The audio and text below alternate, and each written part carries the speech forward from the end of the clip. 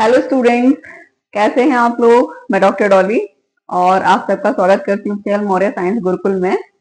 तो होप आप सब लोग अच्छे होंगे और अपने एग्जाम की प्रिपरेशन में लगे हुए होंगे। आपके बोर्ड एग्जाम स्टार्ट हो गए। तो हम लोगों ने अभी एक चैप्टर कंप्लीट किया है केमिस्ट्री का, chemical reactions and their balancing, और उसके जो सारे 6 वीडियोज हैं वो चैनल पर अवेलेबल हैं। और अगर आप लोगों ने उसे अभी तक नहीं देखे हैं तो इस वीडियो के लिंक में भी, डिस्क्रिप्शन लिंक में हम उसके सारे के सारे लिंक प्रोवाइड कर देंगे। तो आप वहां से उन वीडियोस को देख सकते हैं और उसमें जो भी कोई डाउट हो आपको केमिकल रिएक्शंस लिखने में या फिर उनकी बैलेंसिंग में, तो आप कमेंट करके पूछ सकते हैं। मैं उनका रिप्लाई करूंगी और आपके डाउट क्लियर जरूर करूंगी। और जो भी, अगर आपने अभी तक चैनल सब्सक्राइब नहीं किया है तो इसको सब्सक्राइब जरूर करें, क्योंकि ये चैनल हमने इसीलिए बनाया है ताकि जो भी बेसिक कॉन्सेप्ट को लेकर, बायोलॉजी, केमिस्ट्री और फिजिक्स के जो भी बेसिक साइंस के कॉन्सेप्ट हैं उनको अगर लेकर किसी कोई डाउट होता है तो हम उनके डाउट क्लियर कर पाए और उनको इजी वे में समझा पाए। तो अगर अभी तक ये जो भी लिस्ट है, हमने इसकी प्लेलिस्ट भी बना रखी है। जो भी हमारे वीडियोस रहेंगे, केमिस्ट्री वाले वीडियोस सारे के सारे केमिस्ट्री की प्लेलिस्ट में रहेंगे, जो फिजिक्स के वीडियोस रहेंगे फिजिक्स की प्लेलिस्ट में रहेंगे। इसी तरीके से बायोलॉजी की प्लेलिस्ट बनाई जाएगी। तो आप इस तरीके से प्लेलिस्ट में, चैनल पे जाके प्लेलिस्ट में भी सारे के सारे वीडियोस देख सकते हैं। और अदरवाइज आप यहाँ पर डिस्क्रिप्शन बॉक्स में के सारे लिंक्स आपको मिल जाएंगे। तो जो फर्स्ट चैप्टर वो कंप्लीट हो ही चुका है। अभी हम आज नेक्स्ट सेकंड चैप्टर स्टार्ट करने वाले हैं। तो जो हमारा सेकंड चैप्टर है वो है एसिड, बेसिस एंड सॉल्ट। तो मेरे को लग रहा है जहां तक आपको कुछ याद होगा, आपने 9th और 8th क्लास में एसिड्स और बेसिस के बारे में पढ़ा हुआ है। तो जो बेसिक कॉन्सेप्ट है एसिड्स और बेसिस का, वो क्या होता है, हम इसको टेस्ट के थ्रू पहचानते हैं। तो अगर हम बात करें एसिड की, जो एसिड्स हैं इनका नेचर कैसा होता है, खट्टा होता है। इनको हम सोर टेस्ट की वजह से पहचानते हैं, यानी कि इनका टेस्ट खट्टा होता है। और जो बेसिस होते हैं, बेसिस का टेस्ट कैसा होता है, बिटर होता है। बिटर टेस्ट होता है, यानी कि कड़वा टेस्ट होता है। अभी देखिए यहाँ मैंने जो स्टार्टिंग वाले वीडियोस डाले थे फर्स्ट चैप्टर के, उसमें मैंने हिंदी और इंग्लिश साथ में लेकर कॉन्सेप्ट बताया था। तो कुछ स्टूडेंट्स शिकायत कर रहे थे कि उनको इंग्लिश में थोड़ी सी प्रॉब्लम हो रही है। लेकिन जो केमिकल रिएक्शंस हैं उनको तो हम सिंबलिकली शो करते हैं, मीन सिंबल्स ही शो करेंगे। उनको तो हम हिंदी इंग्लिश में नहीं डिफरेंशिएट कर सकते। लेकिन जो नेम्स होते हैं उनको मैं इंग्लिश में बता रही हूँ, लेकिन जो वर्बली में कॉन्सेप्ट बता रही हूँ तो हिंदी में ही बता रही हूँ। तो मुझे लगता है शायद दिक्कत नहीं होनी चाहिए, लेकिन अगर फिर भी आपको दिक्कत हो रही है तो अभी मैं इंग्लिश में ही लिखकर बताऊंगी। और नेक्स्ट अगर आपको प्रॉब्लम होती है फिर भी, तो मैं सेपरेट हिंदी के वीडियोस बनाने की कोशिश करूंगी। और अगर मतलब जहां तक है मुझे आपका कॉन्सेप्ट समझ में आ जाना चाहिए, लेकिन फिर भी आप कमेंट करके बताइए जैसा भी आपको लगता है उस हिसाब से हम फिर नेक्स्ट वीडियोस आपको सेपरेट करके बताएंगे, हिंदी वाले भी।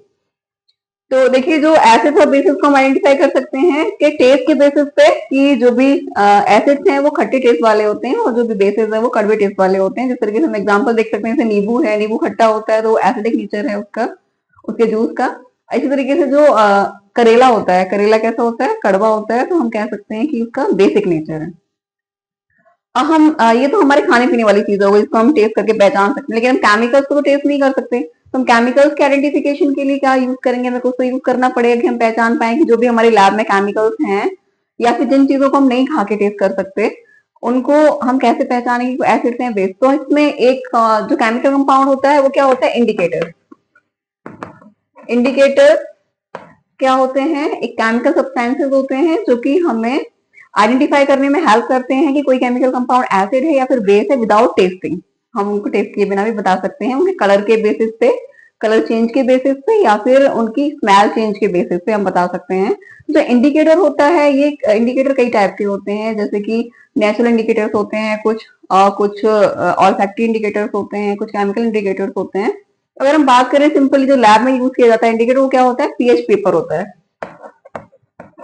तो जो पीएच पेपर होता है, इस पीएच पेपर को बनाने के लिए एक लाइकिन, जिसको कि हम कॉम्बिनेशन कह सकते हैं एल्गी और फंजाई का, मतलब एल्गी मीन शैवाल और जो फंजाई होती है इनकी फफूंदी, दोनों के कॉम्बिनेशन से जो बनता है वो लाइकिन होता है, जहां पर की सिम्बायोटिक रिलेशनशिप होती है दोनों में। और जो लाइकिन्स होते हैं लाइकेन्स नेचुरल इंडिकेटर्स होते हैं। जो भी एनवायरमेंटल चेंजेस होते हैं, मतलब एनवायरमेंट में अगर एसिडिक कंडीशन होती है तो लाइकेन्स अलग कलर शो करते हैं, और अगर बेसिक कंडीशन होती है तो वो अलग कलर शो करते हैं। इस वजह से उसके एक्सट्रैक्ट को हम पेपर की स्ट्रिप्स में उसको एक्सट्रैक्ट में डिप करते हैं, तो उस तरीके से जो हमारा पेपर बनता है उसको हम पीएच पेपर कहते हैं। और जो पीएच पेपर होता है इसका जो नेचुरल कलर होता है ये होता है वायलेट।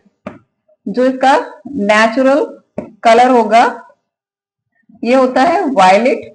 और जो ये वायलेट कलर है, अगर हम इसको वायलेट कलर को अगर हम एसिडिक मीडियम में डालते हैं तो जो ये एसिड के साथ में पिंक कलर देता है और बेस के साथ में ब्लू कलर देता है। इस तरीके से हम बेसिकली एसिड्स और बेसिस को पहचानते हैं पीएच पेपर का यूज करके। और आपको पता होगा न्यूट्रल पॉइंट 7 होता है, और जो 7 से नीचे वाला पीएच होता है वो एसिडिक माना जाता है, और 7 से ऊपर वाला जो पीएच होता है उसे हम बेसिक पीएच मानते हैं, यानी कि क्षारीय मानते हैं, और 7 से नीचे हम अम्लीय मानते हैं। तो इस तरीके से ये नेचुरली हम लैब में पहचान सकते हैं पीएच। लेकिन अगर हम नेचुरल इंडिकेटर्स की बात करें तो जो हमारे नेचुरल फर्स्ट टाइप के जो इंडिकेटर्स हैं ये हैं नेचुरल इंडिकेटर। इसमें कुछ प्लांट्स के फ्लावर्स होते हैं, जैसे कि अगर हम फ्लावर्स में देखें तो हाइड्रेंजिया,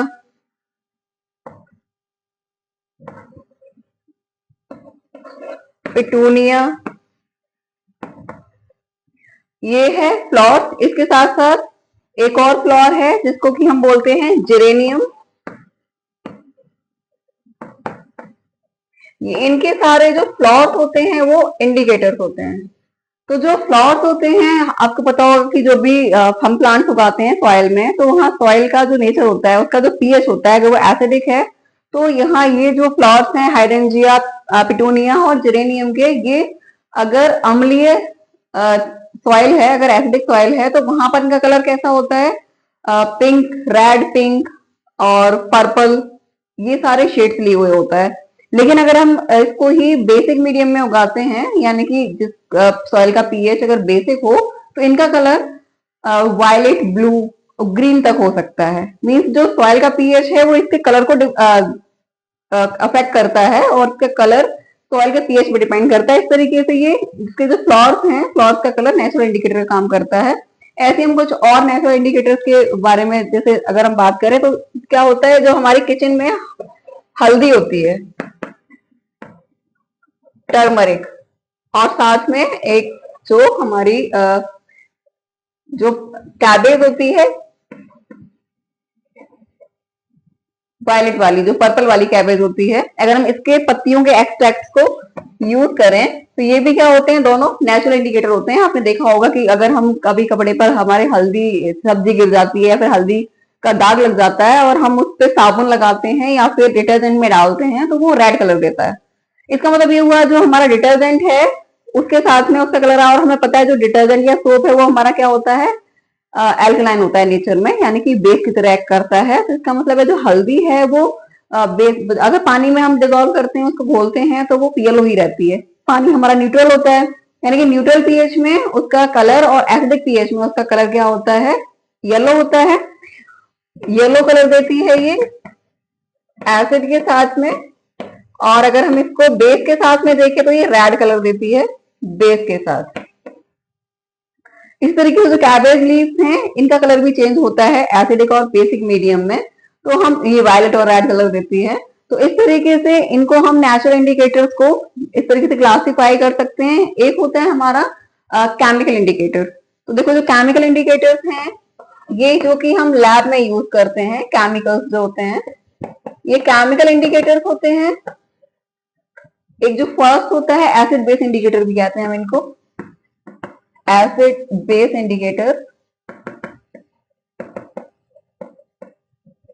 इसमें जो फर्स्ट है ये होता है फिनोक्सिलिन,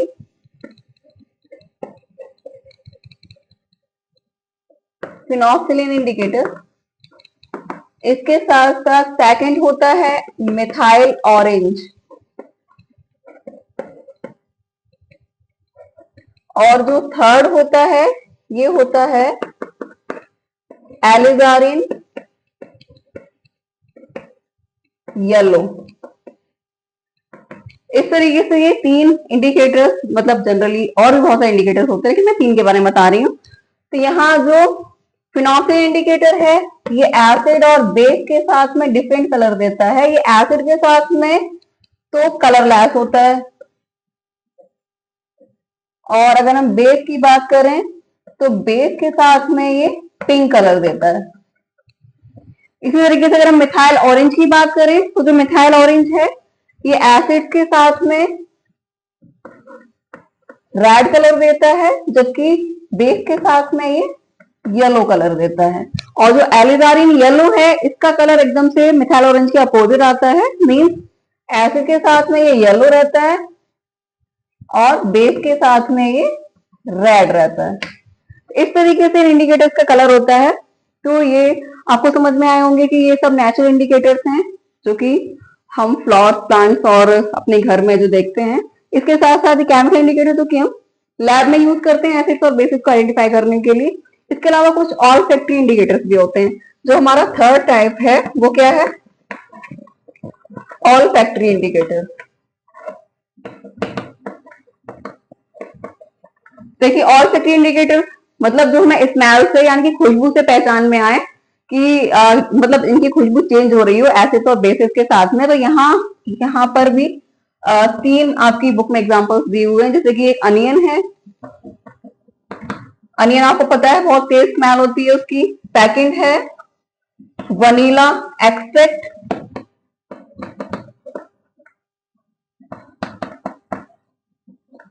और जो थर्ड है, थर्ड क्या है? जो क्लोव ऑयल, मतलब जो लौंग का तेल होता है। अगर हम इनका कलर देखें तो एसिड और बेस में इनका जो स्मेल का मतलब जो खुशबू होती है उसमें चेंज आता है। वैसे आपने देखा होगा अनियन की बहुत तेज स्मेल होती है, एकदम से उसमें से सल्फर प्रेजेंस होने की वजह से काफी तेज स्मेल आती है। तो एसिड अगर हम जैसे अगर हमने किसी पेपर स्ट्रिप को अनियन के एक्सट्रैक्ट में यानी कि जूस में डिप किया हुआ है, उसके बाद हम उस पर एसिड डाल रहे हैं, या फिर हमने कोई क्लॉथ की स्ट्रिप ली हुई है, उस पर हमने उसको डिप किया हुआ है प्याज के रस में, उसके बाद में हम उस पर एसिड डालकर देखते हैं, तब ये अनियन की स्मेल आएगी अच्छी सी, जो हमें नॉर्मली आती है अनियन स्मेल। लेकिन अगर हम 2-3 बूंदे बेस की डालते हैं तो स्मेल रिमूव हो जाती है। इस तरीके से अगर हम वनीला एक्सट्रैक्ट की बात करें, आपको पता होगी वनीला एक्सट्रैक्ट बहुत सारी केक्स में, पेस्ट्रीज में और इसके साथ साथ आइसक्रीम्स में बहुत ज्यादा यूज होता है। तो इसकी बहुत मीठी सी स्मेल होती है, तो इसकी स्वीट स्मेल होती है।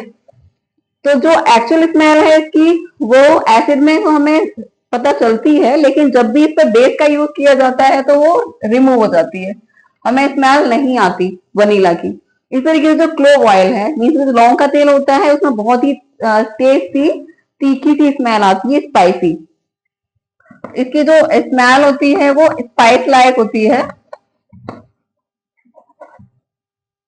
वो एसिड के साथ ये स्मेल होती है। लेकिन अगर बेस में अगर हम बेस इसके ऊपर यूज करेंगे तो इसकी स्मेल कैसी हो जाती है? वीक हो जाती है। तो इस तरीके से जो ऑल फैक्ट्री इंडिकेटर्स हैं, इनकी स्मेल एसिड और बेस के साथ में अलग अलग होती है। तो हमने यहाँ पर देखा कि हम एसिड और बेस की आइडेंटिफिकेशन के लिए क्या क्या यूज करते हैं। हम नेचुरल इंडिकेटर्स यूज कर सकते हैं, केमिकल इंडिकेटर्स यूज कर सकते हैं अगर हम लैब में है तो। और अगर कुछ चीजें जो कि स्मेलिंग है, उनको उनके ऊपर हम एसिड और बेस का रिएक्शन देखकर उनकी स्मेल कैसे चेंज हो रही है, ये भी हम चेक कर सकते हैं। तो इस तरीके से हमने एसिड्स और बेसिस के बारे में और उनके इंडिकेटर से कैसे आइडेंटिफाई करते हैं, ये सब अभी हमने बात की है। इसके अलावा कुछ आपने देखा होगा हमारे किचन में बहुत सारे चीजें होती हैं जो कि खट्टी होती हैं, कुछ कड़वी होती हैं, उनको भी आइडेंटिफाई कर सकते हैं। जैसे कि साइट्रिक एसिड जो कि नींबू और संतरे में होता है, टमाटर खट्टे होते हैं तो उसमें ऑक्सैलिक एसिड होता है, इमली खट्टी होती है तो उसमें टार्टरिक एसिड होता है। इसी तरीके से डिटर्जेंट, कुछ सोडा वगैरह सब थोड़े तीखे टेस्ट वाले होते हैं, कड़वे टेस्ट वाले होते हैं। तो आज की वीडियो में इतना ही, वो भी आपको समझ में आया होगा। नेक्स्ट वीडियो में हम केमिकल रिएक्शंस के बारे में बात करेंगे, एसिड्स और बेसिस की। तो आज की वीडियो में इतना ही। Thank you. नेक्स्ट वीडियो जरूर देखें।